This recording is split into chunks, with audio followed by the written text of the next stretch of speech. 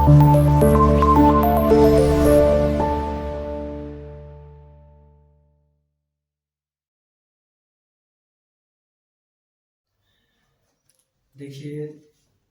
आज 2023 का एग्ज़ाम आ गया है। सभी बच्चे तैयारी करने में लग गए हैं और तैयारी में सबसे ज़्यादा हिंदी विषय में दिक्कत होता है। साइंस के टीचर तो साइंस के कोई ना कोई ट्रिक बता दे रहे हैं, मैथ वाले टीचर मैथ को आपको बता दे रहे हैं। तो हम आज बात करेंगे हिंदी का, और हिंदी में स्पेशली हम आज बात करना चाहते हैं निबंध, क्योंकि बच्चे हिंदी को बड़ा हल्के में लेते हैं, हिंदी को पूरे मन से नहीं पढ़ते हैं। अब पढ़ते भी हैं तो उनको निबंध एक ही जैसा आता है सबको। निबंध को कैसे हम लिखें कि कम टाइम में बिना पढ़े, कम पढ़े, अच्छे से हम लिख पाए और उसके बारे में सटीक तथ्य तक हम पहुंचे। तो हम आज बात करेंगे भारत को लेके, और भारत ही नहीं पूरे विश्व में देखेंगे तो सबसे ज्यादा कुछ बढ़ रहा है तो जनसंख्या बढ़ रहा है। तो आज हम एक निबंध आपको बताते हैं कि निबंध लिखा कैसे जाता है और किसी निबंध को कम टाइम में पढ़ के अच्छा कैसे लिखेंगे। जनसंख्या विस्फोट।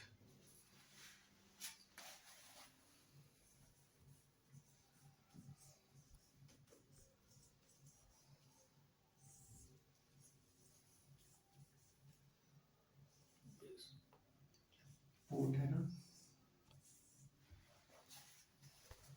जनसंख्या विस्फोट। जनसंख्या विस्फोट की बात करते हैं।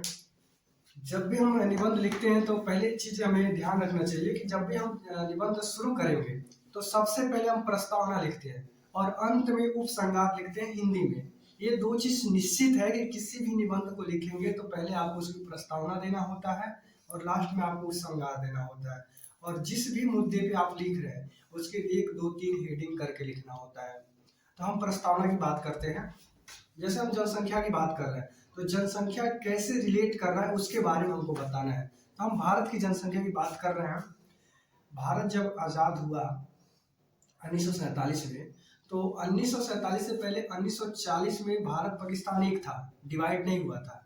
तो उससे पहले भारत की संख्या जो थी लोगों की, भारत पाकिस्तान मिला के तकरीबन 40 से 38 लाख के ज़्यादा थे। तो उस वक्त डिवाइड नहीं था तो इतना था, डिवाइड हुआ, भारत की जनसंख्या लगातार बढ़ने लगा। और बढ़ने का कारण क्या हो गया कि आज के डेट में महज 70 से 65 और 70 साल के बीच में अंतराल में देखेंगे तो हमारी जनसंख्या 132 करोड़ से ज़्यादा हो गया है। और 132 करोड़ संख्या का मतलब ये दिखाता है कहीं ना कहीं 4 गुना से ज़्यादा रफ्तार में हमारी जनसंख्या बढ़ रहा है। 4 गुना का मतलब बहुत ज़्यादा हो गया। और समय कितना, महज 70 साल लगे हैं। तो इन्हीं बातों को अपने भाषा में आप इसको प्रस्तावना में दे देंगे।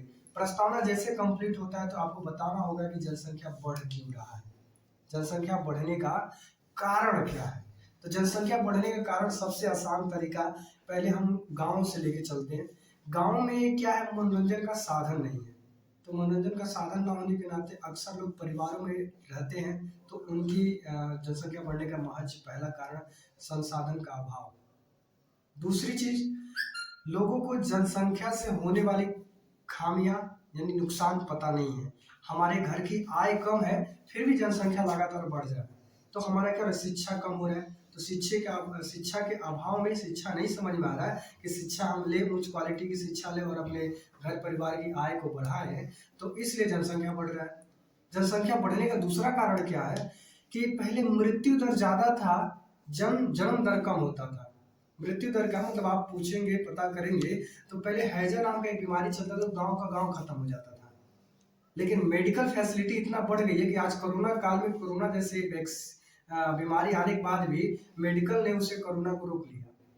तो कहीं ना कहीं मरने की दर कम हो गया है और जन्म दर ज्यादा हो गया है। ये भी जनसंख्या का सबसे बड़ा कारण है। दूसरी चीज, सबसे बड़ी कारण क्या है कि सरकार जनसंख्या को कंट्रोल करने के अनेकों प्रकार की योजना चला रखी है, लेकिन जमीनी स्तर पे, गांव स्तर पे, परिवार स्तर पे लोगों के घरों तक इस योजना का लाभ नहीं पहुंच पाता है। लाभ तो दूर की बात, कहीं ना कहीं जनसंख्या को कंट्रोल करने के बारे में कुछ पता ही नहीं है। पता ना होने के कारण क्या है कि सरकार की जितनी योजनाएं कागज के डाटा में है पर परिवार तक नहीं है। जिसके कारण सरकार करोड़ों के करोड़ों रुपए खर्च कर रहा है और वो पैसा खर्च हो रहा है केवल कागज में, न कि जमीनी स्तर पे। ये भी हमारा जनसंख्या बढ़ने का कारण है। दूसरी चीज क्या है, आज आज के डेट में इतना शिक्षा होने के बावजूद, इतना लोग समझदार होने के बावजूद भी जनसंख्या पे नियंत्रण करना, जनसंख्या नियोजन की जो प्रक्रिया है सरकार के द्वारा चलाई जाती है, तो कुछ वंचित वर्ग या कमजोर वर्ग में धार्मिक रूप से कहा जाता है कि अगर जनसंख्या को रोकेंगे, बच्चे पैदा कम करेंगे, तो धार्मिक रूप से पाप पड़ेगा। कहीं ना कहीं आज अंधविश्वास में लोग जी रहे हैं, ये भी आपका कारण है। तो आपका ये एक हेडिंग कंप्लीट हो गया, प्रस्तावना के बाद दूसरा हेडिंग आपका ये कंप्लीट हुआ कि जनसंख्या कैसे बढ़ता है। अब जैसे इतना लिख लिए, उसके बाद तीसरा हेडिंग दीजिए आप कि जनसंख्या का निवारण क्या है। इसको हमने पहला लिखेंगे प्रस्तावना, दूसरा हो गया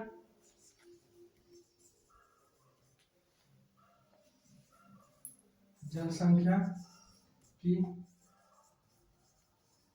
वृद्धि का कारण।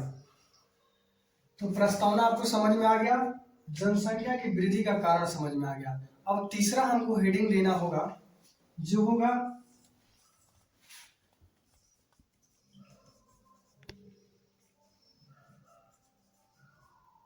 जनसंख्या वृद्धि के निवारण।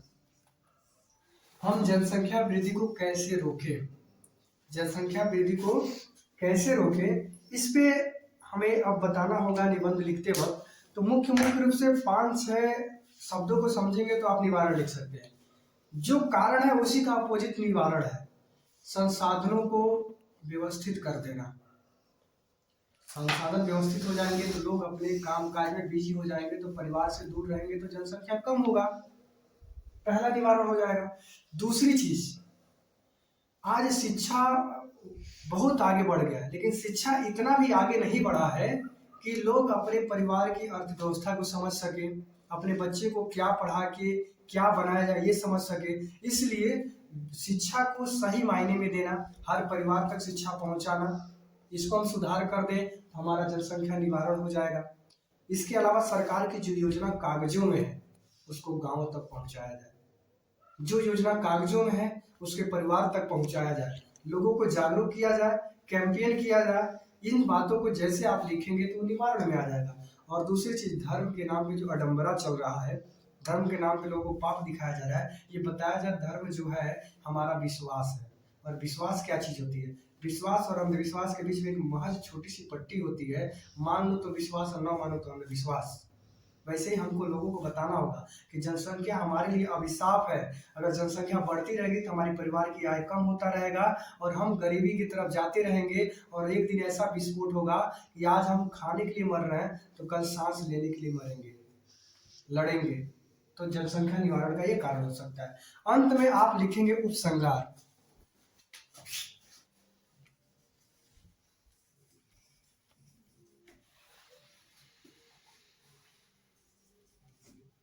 उपसंहार, उपसंहार क्या होता है कि पूरे चीजों को जो आपने लिख डाला है उसकी निचोड़ लिखना होता है। तो प्रस्तावना में आपको बताना होता है कि कैसे हो रही है और इन चीजों को आपको उपसंहार में निचोड़ लिखना होता है महज कुछ शब्दों में। तो उसमें करेंगे कुछ नहीं, जनसंख्या के बारे में आप बताएंगे कि जनसंख्या एक ऐसी अभिशाप है कि जिसको न रोका गया, जिसको न रोका गया तो हमारे जीवन शैली की जो प्रवृत्ति है वो बदल जाती है। हम सोचते हैं कि हमारे समाज में अच्छे नागरिक बने, पर वो नागरिक अच्छे नहीं बुरे बन जाते हैं। इस कारण कहीं ना कहीं उनके प्रोत्साहन को बढ़ाना होगा, मतलब जो भी निवारण की क्रियाकलाप है उस प्रोत्साहन करके हमें बढ़ाना होगा। साथ ही साथ जो जनसंख्या वृद्धि के कारण है उन कारणों पे काम करके उसे कम करना होगा। यही शब्दों को आप उपसंहार में लिखेंगे तो बेहतर आप एक जनसंख्या विस्फोट भी अच्छे तरीके से लिख के आएंगे। अब इसी तरह आपको विद्यालय पे लिखना है तो विद्यालय में प्रस्तावना में आप लिख सकते हैं कि विद्यालय के लिए एक अच्छा गार्डन होना चाहिए, एक शांत माहौल में विद्यालय होना चाहिए, विद्यालय की रूपरेखा एक व्यवस्थित होना चाहिए, बेंच टेबल और जो कक्षाएं हैं उनके बीच में दूरी होना चाहिए, उच्च कोटि के शिक्षक होने चाहिए और व्यवस्था मैनेजमेंट बेहतर होना चाहिए। फिर उसमें देंगे विद्यालय का रूप, विद्यालय का लाइब्रेरी अलग है, विद्यालय क्लास अलग है, विद्यालय का मैनेजमेंट अलग है, पुस्तकालय अलग है। उसके बाद आप लिखेंगे विद्यालय का क्वालिटी में कि विद्यालय से प्रत्येक वर्ष कुछ ना कुछ बच्चे आईएएस, पीसीएस, इंजीनियर, डॉक्टर बनते हैं, निकलते हैं, आगे की पढ़ाई के लिए जाते हैं। फिर अगला नेक्स्ट आप हेडिंग दे सकते हैं विद्यालय की जिले में बेहतर रिस्पांस रहता है। फिर आप लिख सकते हैं विद्यालय को लेकर कि हमारी विद्यालय में प्ले ग्राउंड है, अलग टीचर अपॉइंटमेंट है, टीचर की क्वालिटी लिख सकते हैं, विद्यालय की क्वालिटी लिख सकते हैं। उसके बाद अंत में आपको उपसंहार लिख देंगे विद्यालय से आपको क्या मिला, तो आपको अनुशासन मिलता है, एक शिक्षित नागरिक बनते हैं। ऐसे तमाम निबंध हैं जिसमें आसानी से अगर किसी भी मुद्दे पे या किसी टॉपिक्स पे आपको लगता है कि हमें वो चीज़ें नहीं समझ में आ रही है, आप कमेंट बॉक्स में उसे लिखिए, मैं उसे सरल और सहज भाषा में आपको समझाऊंगा। और परीक्षा में सिर्फ मेरी बातें याद रखेंगे, बेहतर निबंध लिख के आएंगे। निबंध ही नहीं, किसी भी टॉपिक्स को आपको समझ में नहीं आ रहा है उसे आप लिखिए, मैं उसे बेहतर और आसान तरीके से समझाऊंगा। उसे सिर्फ याद करना नहीं है, समझना है, और समझ के एग्जाम में बेहतर करके आएंगे। जय हिंद।